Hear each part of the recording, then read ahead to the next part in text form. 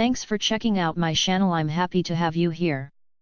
Please subscribe, also hit the like button. I hope you like my voice, it's the only one I have right now. Well, I will switch from man to woman voice here and there. Thanks again. I have set up a Patreon account, so you very special people who likes my stuff can keep on getting my videos. I think it's only $1 a month and up. Thanks again, and now the stories you've been waiting for.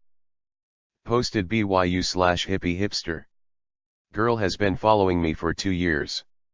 I'm going to end up skipping some details in here because I don't want this to be extremely long. TLDR, I'm pretty sure I'm being stalked and have been for the last 2 years. This story starts around the fall of 2017. I was walking back to work from lunch when I passed this girl and noticed she got up and started walking behind me. She took a different route and didn't follow me. A few days later, it happened again, but this time, she was following me. I assumed she wasn't following me at the time because where my office building is situated, you have to go up a set of stairs and pass a few other buildings, and she did not follow me to my building. After a while, I noticed we took the same train home. A lot of the time she would be watching me. When we made eye contact, she'd look away. Then, she'd continue looking when she thought I wasn't looking. There's a Whole Foods across from my office. I went there for lunch a couple times during the week. I started seeing the girl sitting in the window for lunch, and she would almost always get up as soon as I left and walk the same way I did. Around this time, I began seeing her more frequently. During lunchtime or when I got to the metro, she was almost always there. After a couple of months of this, I started noticing that she would get off at the same station as me sometimes. Sometimes, she would walk the same way as me.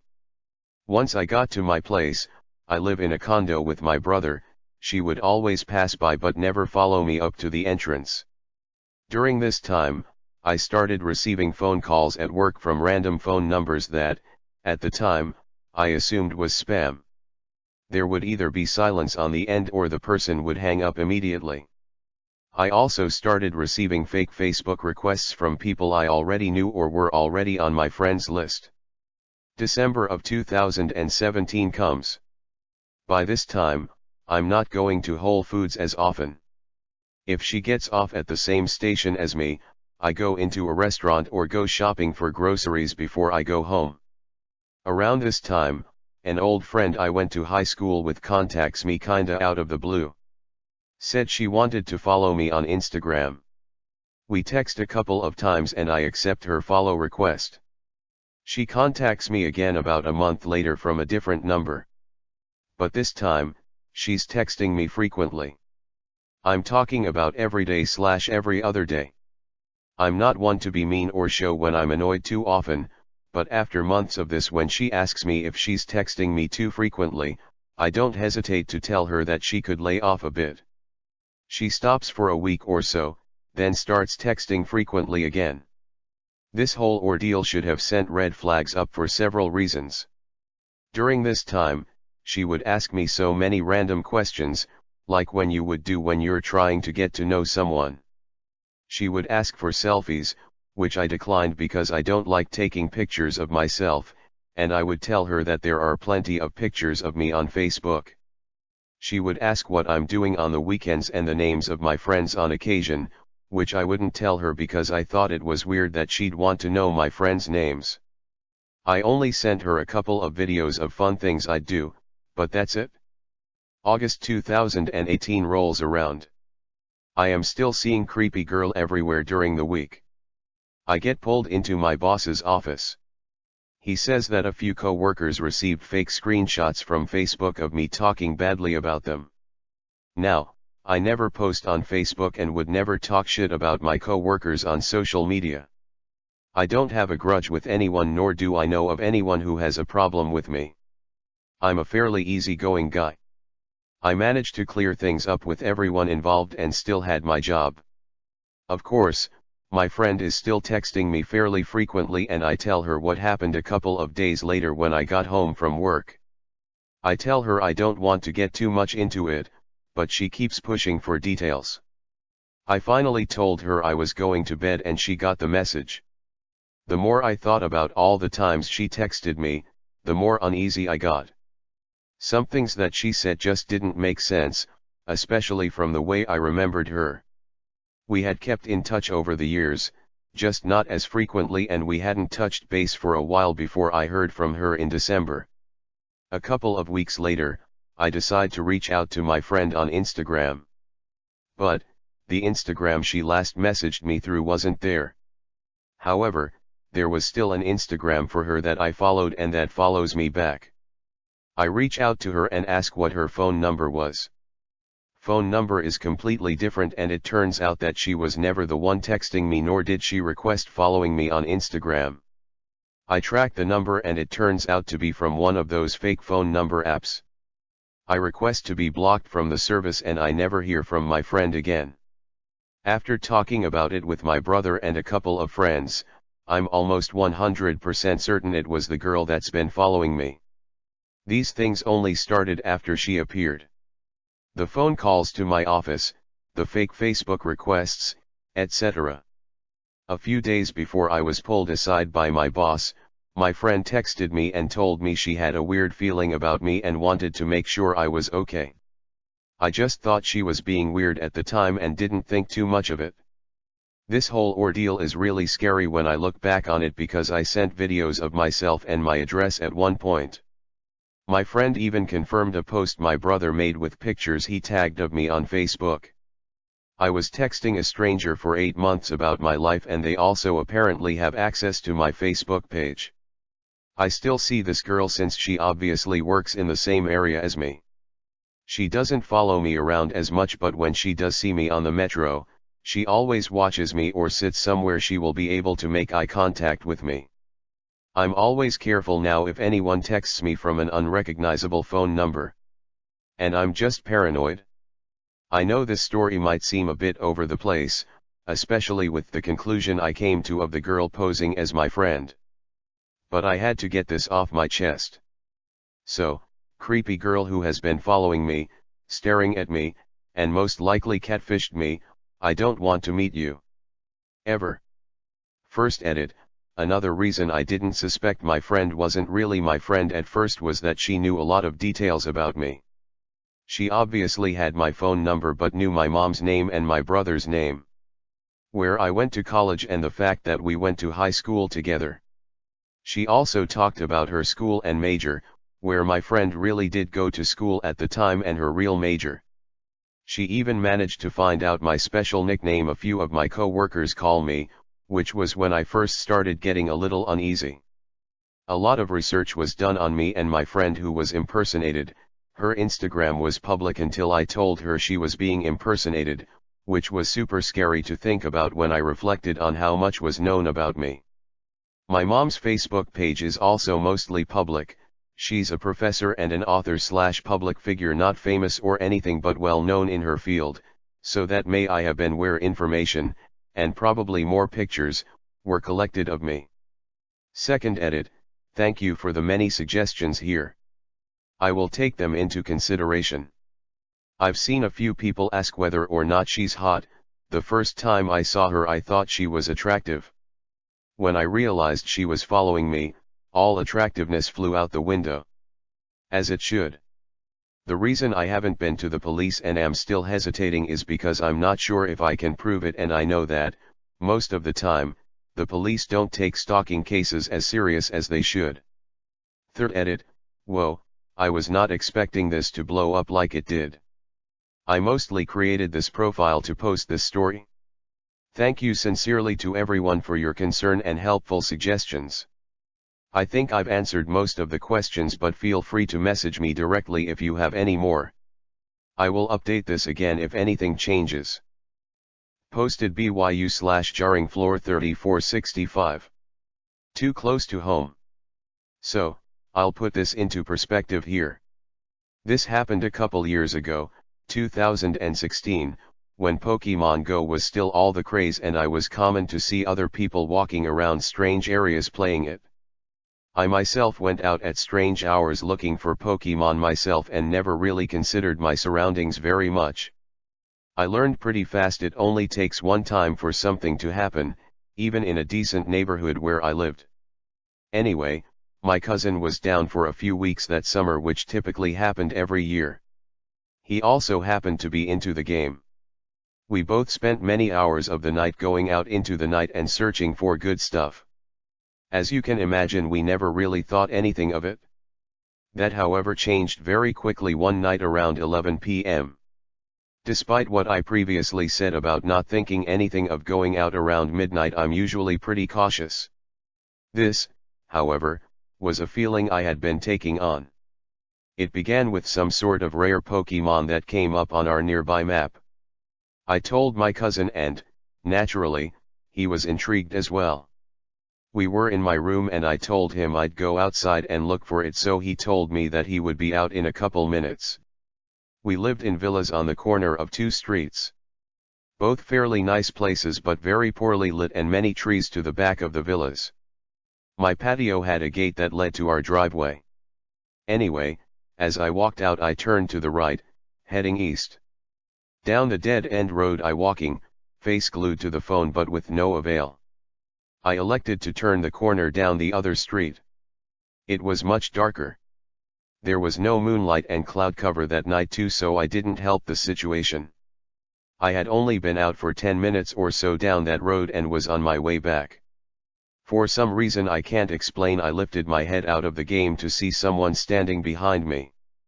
At this point though I didn't realize the true potential for danger I was in. It was dark, real dark. He was dressed in black from head to toe and I could not make out a face due to him having a hoodie pulled over. Keep in mind it's summer, so although dark out it's in Florida and very warm. This still didn't register though, because though it was my cousin that was supposed to come out. Had a phone in his hand but the brightness was dim to the point I could make detail out.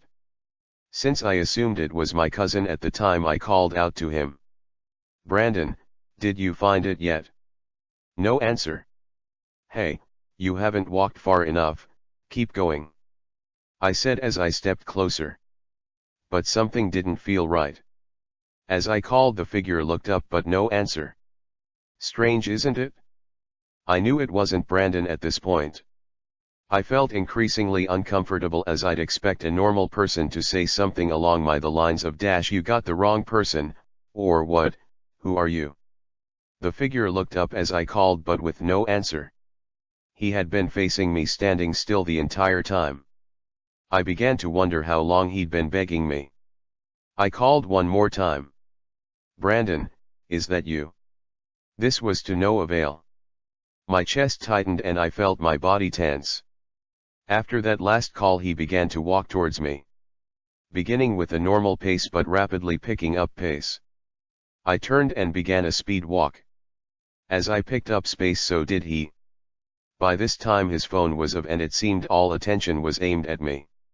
While my walk rapidly turned into a sprint, I could hear heavy footsteps gaining on me. By this time I was nearing the corner I lived on. I ran as fast as I could, scared to death I'd fall, so his presence became ever closer. When I turned the corner I frantically ripped the gate open, not ever allowing time to close it as I dashed to the door.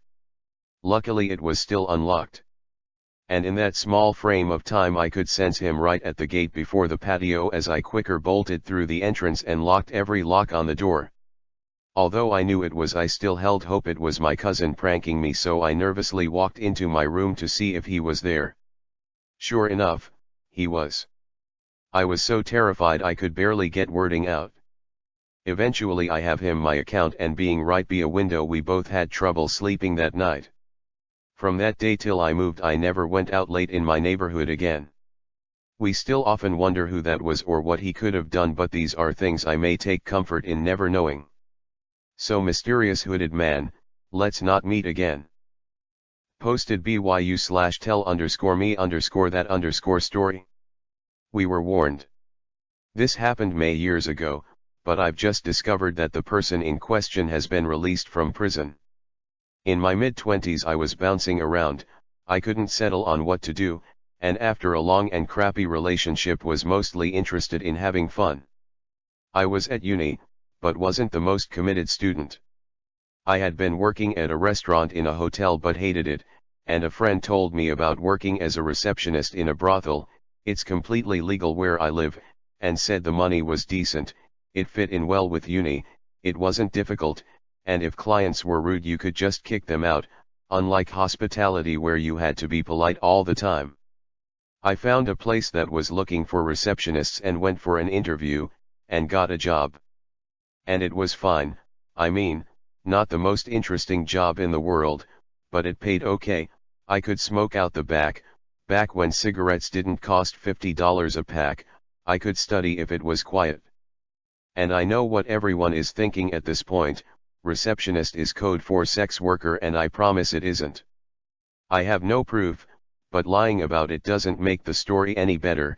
In fact, if I were a sex worker it might be an even more interesting story. Sadly, no such excitement in my life. We had regular clients, and they all had reputations of some kind. This guy only books half an hour but always extends his bookings at least once. This guy will pay extra for dirty talk. A lot of it was innocuous, just information passed between people that we, as receptionists, always heard all about. But some of it was more along the lines of a warning: this guy will try and remove the condom, this guy wants to spank but won't ask first. And then there was the doctor. The doctor had a lot of money, and would, potentially, book multiple workers for a long time.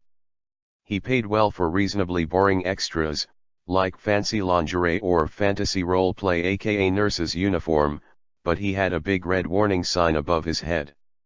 The first time he came in, one of the other receptionists warned me no one has to do an intro with him if they don't want to. Warn the girls it's the doctor. I called the intro, i.e. I went into the staff room and said intro in meeting room 1, which generally meant that every available worker should go in, say their name, flirt, whatever, after which one of the receptionists would find out who they wanted to see and how long for, and all the workers stood up, and then said it's the doctor, and all but 2 sat back down. So I immediately ask what the deal is, and they explained that he likes cocaine, he likes workers who like, or pretend to like, cocaine, and he's a neurosurgeon who gets access to weird drugs, and often his cocaine is far from pure. Not cut with drain cleaner, but cut with pharmaceuticals, like amnestics used for surgery. He also enjoyed drug insertion. I'm sure you can fill in the blanks. He was sometimes belligerent if workers refuse him, after they've started the booking. And he was just creepy. When we'd go in to check with him he's try and grab us, make us, the receptionists, sit down, and to be clear, I'm not what people would consider attractive, plus he'd do it with all the receptionists, he'd grab our hands and try and stroke our arms. He had this super intense stare, like a mannequin that could actually make eye contact. I know that sounds weird, but it's hard to describe. It's like he was staring right into you but also not seeing you at all. His expressions were weird and just didn't work on his face, like his mouth would smile or move, but his eyes wouldn't change from that intense stare. I guess it might have been the cocaine, but it was deeply unsettling, and just made you feel squick. Having said all that, there were a few experienced workers who knew how to handle him, get the most out of him whilst experiencing the least possible risk. It's possible to fake snorting a line. I did not know this before that point, hence giving workers the option to meet the client. I can't remember if he saw anyone that first time. If I recall correctly, he had a handful of bookings in the time I was working there.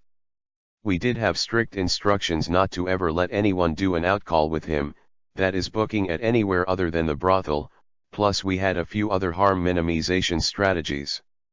Then after a while one of the workers who was okay with seeing him left to go traveling and no one else would see him, so he gradually stopped coming in as no one would intro him. I moved on to receptioning at a different brothel. A new one had opened closer to where I lived and the pay was better, and he showed up again there. I knew he would frequent all the places he could, until his reputation overtook him. When he showed up at the new place I told all the workers about him and no one was okay with seeing him. He only tried a couple more times before he abandoned us. A year or so later I had moved on to a different job, I couldn't do night shifts anymore, and I was chatting with a friend from the brothel who said, "OMG, did you hear about the doctor? He killed someone and got arrested." And it was true, the doctor had killed a worker who had been sent to his apartment. The worker lay dead in his bed for 2 days. Officially it was manslaughter, and he also pleaded guilty to supplying the drug that killed another worker. All this happened because A, he's a terrible dumpster fire human, and B, because one awful brothel manager, and the owners behind her, put profits in front of safety and kept sending workers to bookings with him without giving them full warnings, and specifically sending inexperienced workers, and without keeping them in-house. It later came out that the medical board had known of his cocaine addiction for many years prior to his arrest and had helped cover up some botched surgeries. It was horrifying to hear about, and we both spent some time telling stories we knew about him, but then I mostly forgot about it. Then I was chatting to an old friend the other day who reminded me of him, and I got on Google. I found out that he's been released from prison. I hope, not practicing medicine, but he could be anywhere now. So, murdering, drug addicted, now free, former neurosurgeon, let's not meet again. Posted BYU/try-to-mit. The guy who said he wanted to set me on fire. So, bit of context, I live in a fairly large city. As a woman, this means I'm pretty used to harassment, creeps, or even straight-up intimidation. However, this experience really left me shaking for days, and I now carry pepper spray wherever I go. This happened around 2 years ago. I was walking home by myself after a get-together with friends. I live in the city center, and their house was only 10 minutes from mine, where I could take streets that were always very busy regardless of the day/time due to being touristic club/general going out areas. I was never really scared because of the reasons stated above. I also took precautions such as not listening to my music too loudly and walking confidently, as well as politely declining weird advances towards me and not stopping for people asking for directions at night, especially in the car. Again, I never felt scared walking or cycling home by myself at night and actually enjoyed how quiet it was. Now, that night, as I was crossing a square, which was actually quite dead for some reason, which I remember actually delighted me as I dislike drunk people screaming, a guy of about 6'2", 264 bumped into me on purpose. Now I am quite small, 5'5", 126 pounds, so I kind of stumbled. Avoiding a possible conflict, I said sorry, and wanted to continue walking home. However, immediately after I turned around, he grabbed my shoulder and pulled me backwards, almost causing me to fall. He started yelling at me that I was the bitch that got him kicked out of the club. I said this was not me, as I first of all don't go out really, and secondly I was with friends all night, even pointing in the direction of their house. He didn't take this too well, continuing to yell, louder now, that I was a slut liar and couldn't just do something like that and get away with it. This took me back a bit, but not too much, although him physically pulling me back did startle me. In an attempt to bluff, I said, "This is not a very good idea, please leave me alone." This made him explode. He started hitting/pushing me in the chest and shoulders. When he was doing this, he said he would bash my skull in. I didn't fall luckily, but it still hurt. I was shouting at him to stop, but everything was just very blurry. Then, my screaming must have ticked him off even more as he grabbed his lighter from his pocket, stating he was going to light me on fire. I will honestly never forget that expression on his face when he said that. It was just pure hatred, with his eyes wide open staring through my soul. I think I was crying very hard at this point. Luckily for me, he first threw the lighter at my face, and as he went to grab it, I sprinted towards a group of stoners that had been sitting about 10 meters away. I don't think they processed what was going on. I was screaming at them to please help me, hiding behind one of the guys. The guy that attacked me then went after me, trying to pull me away from behind the guy. I was literally making myself into a tiny ball so he couldn't grab me. At that point, the group kind of woke up and started to reason with the guy, asking him what had happened. I think they thought we knew each other or something. He said something along the lines of me threatening him from what I can remember, and eventually he just left before screaming that his home country would destroy us all, left out the country as I want to avoid prejudice. The group of people asked me if I was okay, but they were very out of it themselves. So as I saw that the guy was gone, I ran to the police station, which was actually at the end of the street where this took place. I was crying my eyes out, and the police were very helpful and immediately started looking for him based on my description. In the meanwhile, I called my friends, which came to the station consoling me. I explained the story, and the police also spoke to them. Later on, I was told they couldn't find him. On camera images he was also unrecognizable, so I was asked to press charges. It was on the record regardless. In that moment, I just wanted to go home, so they said I could call them back later as they understood how shaken up I was. A day later, I decided not to press further charges. This is because of a few reasons of which I realize may sound very stupid, but was just what I felt was right for me at the time. 1. At the time, I was extremely depressed. I went to a series of very unfortunate events, including a death of a loved one. 2. As he was unrecognizable, it would mean his case would probably be published and maybe even discussed in one of the local crime programs on TV. I did not want to deal with that at the time. 3. Furthermore, in connection to this, I look quite recognizable, and he apparently did not. Seeing that I have to be around that area a lot, and that the chances of him being caught were quite small, I didn't want to risk running into him again, then being the person who put him in the spotlight. This thinking was also with the idea that someone who acts like this may have a record and does more questionable stuff, especially as you don't get thrown out of a club that easily where I live. It takes a lot for that to happen. All the while, if he would get caught, the sentence would probably very minor, so not really benefiting me other than revenge, which I don't feel the need for in general. I know an argument would be to protect others, but again sentencing would be very low, like community service or a warning.